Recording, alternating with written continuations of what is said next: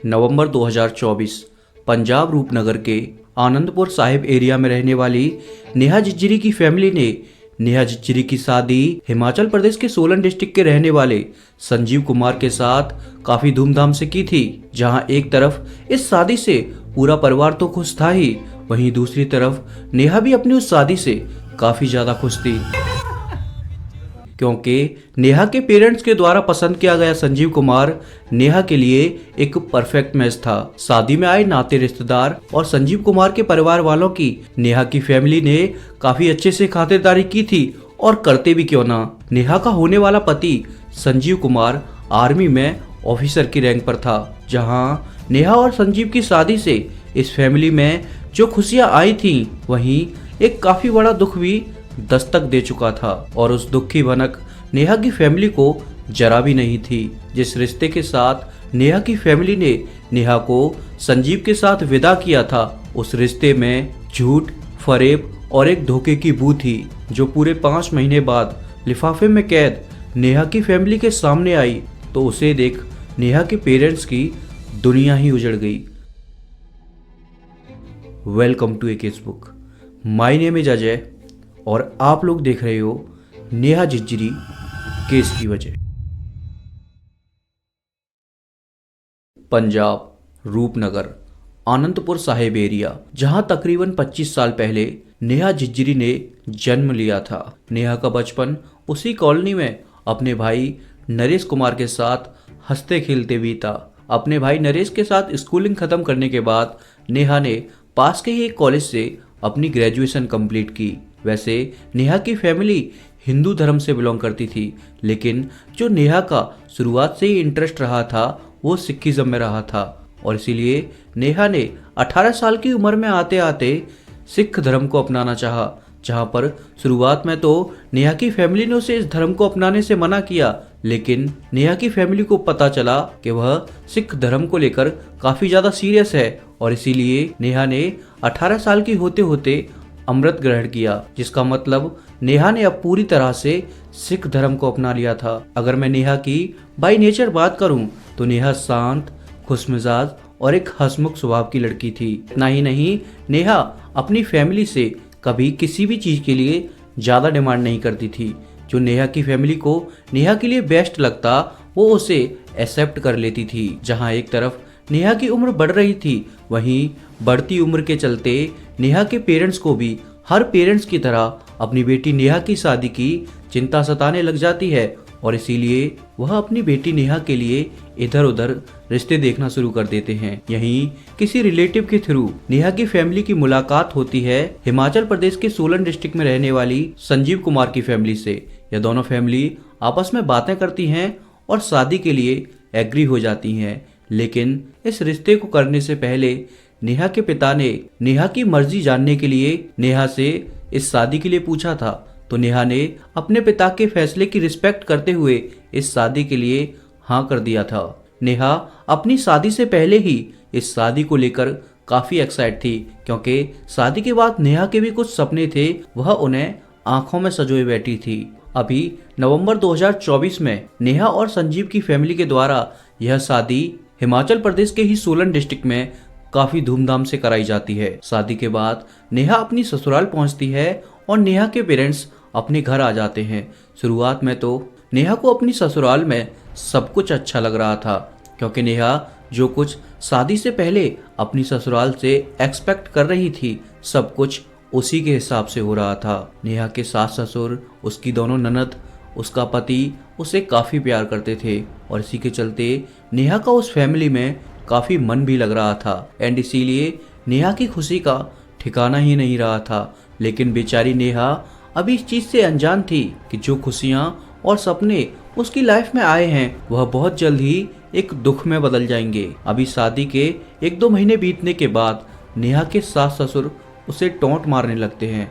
नेहा को बोलते हैं कि तुम्हारे पेरेंट्स ने हमें दहेज में ज्यादा कुछ नहीं दिया, और ऊपर से ये जो लड़की है ना ही कोई कामकाज करती है और ना ही हमारी सेवा करती है। और इसी तरह से नेहा के सास ससुर नेहा से डाउरी हरासमेंट की डिमांड करते थे, लेकिन इसके बावजूद भी नेहा उस फैमिली में काफी एडजस्ट कर चल रही थी, क्योंकि उसे पता था कि भले ही सास ससुर उसके साथ ना हो, लेकिन उसका पति संजीव जरूर से उसका साथ देगा। बीते कुछ दिनों के बाद ही संजीव भी अपने पेरेंट्स की साइड ले लेता है और नेहा के साथ बदतमीजी करने लगता है।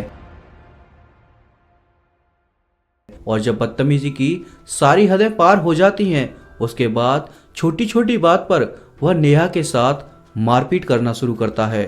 और जब नेहा इस बारे में कॉल कर अपनी माँ को बताती है, तो नेहा की माँ का कहना था कि बेटा, तेरी नई नई शादी हुई है, तेरे सास ससुर और तेरा पति तुझे धीरे धीरे ही समझ पाएंगे और सब कुछ ठीक हो जाएगा। शुरुआत में ये सब होना एक लड़की के लिए नॉर्मल बात है। अब दिन आगे निकलते जाते हैं और नेहा को इसी तरह से उस घर में टॉर्चर किया जा रहा था। अब नेहा उस घर में रह अंदर से पूरी तरह से टूट चुकी थी, क्योंकि अब वह इस सब से परेशान होकर अपनी माँ के पास भी कॉल नहीं कर सकती थी। और वहीं दूसरी तरफ संजीव ने भी नेहा को छोटी छोटी बातों पर टॉर्चर करना शुरू कर दिया था। वह नेहा से बोलता कि जब तक मैं काम खत्म कर घर में वापस ना आ जाऊं, तब तक तुझे किचन में ही रहना होगा। अगर तूने किचन से बाहर निकलने की जरा सी भी कोशिश की तो मैं तेरे साथ वो सब करूंगा जो तूने सपने में भी ना सोचा हो। अभी नेहा उस घर में सास ससुर और पति के इतने घिनौने टॉर्चर को पूरे 3 महीने तक इसी तरह से सहती रही। न उसने लौटकर इसके बारे में अपनी माँ को बताया और ना ही पूरी फैमिली को बताया। लेकिन 19 अप्रैल 2025 को जब नेहा की फैमिली के पास नेहा के पड़ोसी की कॉल पहुंची, तो उस कॉल के दौरान नेहा की फैमिली के रोंगटे खड़े हो गए, क्योंकि कॉल पर उस पड़ोसी ने बताया कि तुम्हारी नेहा बहुत ज़्यादा बीमार है और वह कोई एक्टिविटी भी नहीं कर रही है।